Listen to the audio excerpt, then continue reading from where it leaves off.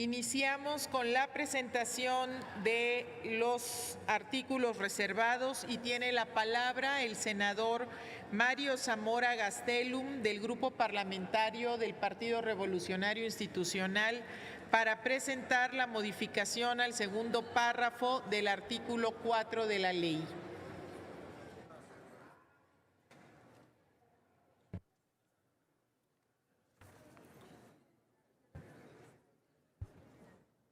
Gracias, presidenta. Muy buenas tardes a todos. Y con todo el mejor ánimo y dejando claro que no venimos a representar a ninguna empresa particular, ni nacional, ni internacional. Nosotros literalmente sí vivimos del maíz, porque somos lo que producimos y de ahí comemos, y además comemos mucho maíz, hecho tortillas y tamales y muchas cosas. Lo que se ve no se pregunta. Sinaloa es el mayor productor de maíz en México y me parece muy bien y muy interesante, insisto, poner la relevancia del maíz en la intención de este país, pero creo que no solo se requiere de buenas intenciones, sino que tenemos que revisar lo jurídico, lo económico y lo financiero. Y les voy a explicar por qué.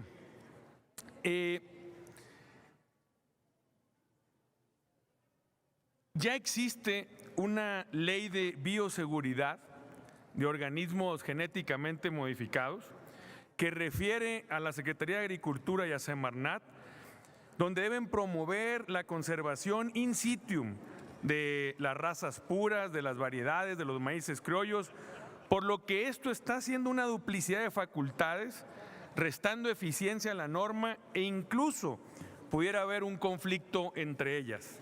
Es decir, ya existe en la norma y en la ley un reglamento y una ley que cuide del maíz criollo. Si se ha hecho bien o no, eso es distinto en la aplicación, pero en la ley ya está. La otra es el Sistema Nacional de Recursos Fitogenéticos, SINAREFI, protegen, conservan y usan sustentablemente las razas de maíz originarias de México.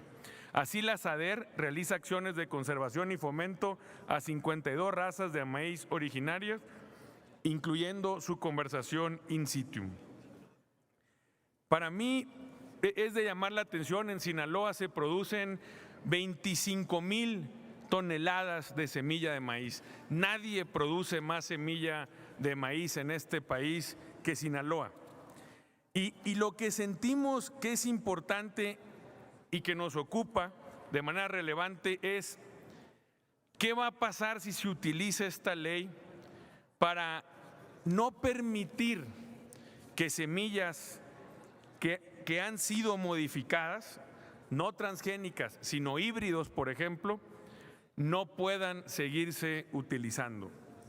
Yo pregunto, ya se revisó, por ejemplo, y aquí se aprobó la firma del Tratado de Libre Comercio, ya revisamos qué dice el tratado y los otros tratados comerciales con otros países al respecto particular, porque le puede meter ruido o puede generar controversia al respecto.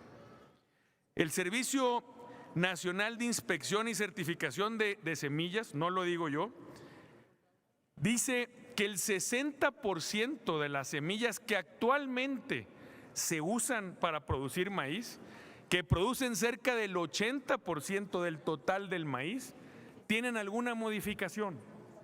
Entonces yo les pregunto, ¿qué alternativa va a tener el productor de maíz? En Sinaloa, 100% del maíz que se produce, 100% entraría en esta categoría que se está poniendo en el artículo 4. Es decir, si nos ponemos rígidos en esta ley, un solo grano más de maíz no se pudiera producir en Sinaloa debido a que es con semillas que tienen modificaciones genéticas, sin ser transgénicas, pero sí modificaciones genéticas.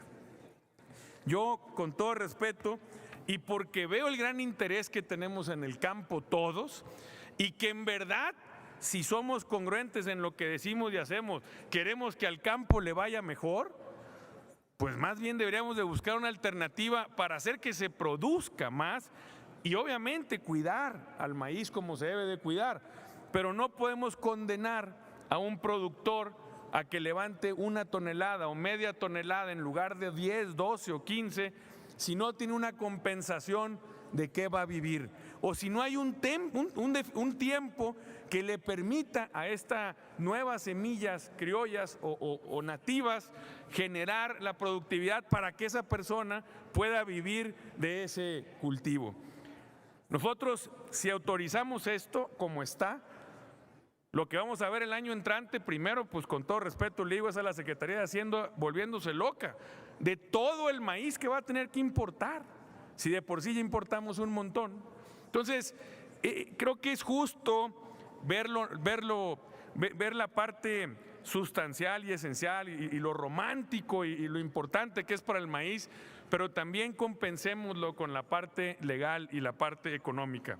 Nuestra propuesta es muy sencilla, que en el artículo 4, únicamente donde dice en condiciones libres de OGM, o sea, de organismos genéticamente modificadas, y de otras técnicas de mejoramiento, porque al decir otras técnicas de mejoramiento entra cualquier otra técnica, es donde están entrando los híbridos, como la multigenesis o cualquier otra desarrollada por la ciencia, sobre la cual no existe un absoluto grado de certeza científica respecto a su ausencia de riesgos para la salud humana.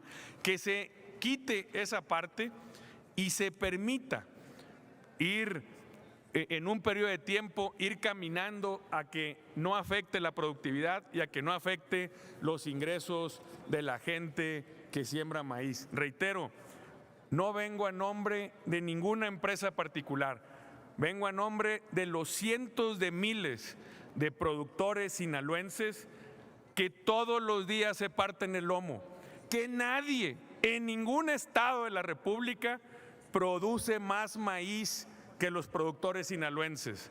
No los condenemos a la muerte o a quedar sin hacer lo que mejor saben hacer, que es producir maíz. Ningún productor de ningún estado sabe producir maíz como los sinaloenses. Ahí están las cifras y ahí están los datos. Si autorizamos esta ley, un grano más de maíz como está, no se pudiera producir. Es cuanto.